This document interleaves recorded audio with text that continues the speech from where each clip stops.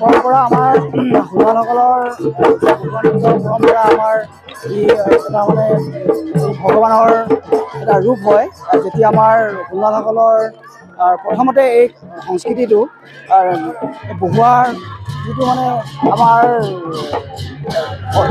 এটা অদৃশ্য শক্তি তেওঁলোকে দেখা দিছিলে আৰু তাৰ পৰা আমাৰ সোণোৱালসকলক মানে এই নৃত্যটি প্ৰদৰ্শন কৰিবৰ কাৰণে ভগৱানে হয়তো এদিন দেখা দিছিল আৰু তাৰ পৰিপ্ৰেক্ষিততে আজি পৰ্যন্ত সোণোৱালসকলৰ এনাজৰী হিচাপে আজি এই বহুৱা নৃত্যটো প্ৰদৰ্শন কৰি আহিছে। সোণোৱালসকল আমাৰ ভক্তপ্ৰাণ আৰু সোণোৱালসকলৰ আপোনালোকে জানে যে আমাৰ সোণোৱালসকলৰ যি হাইজাং হুঁচৰিত আমাৰ বহুৱা নৃত্যৰ বিষয়ে সম্পূৰ্ণ উল্লেখ কৰা হয়। সোণোৱালসকলৰ চাৰিহাল গোসাঁনীয়ে আমাৰ কৈলাশ পৰ্বতৰ পৰা সোণোৱালসকলৰ হাইজাং হুঁচৰি নমাই আনিছিল।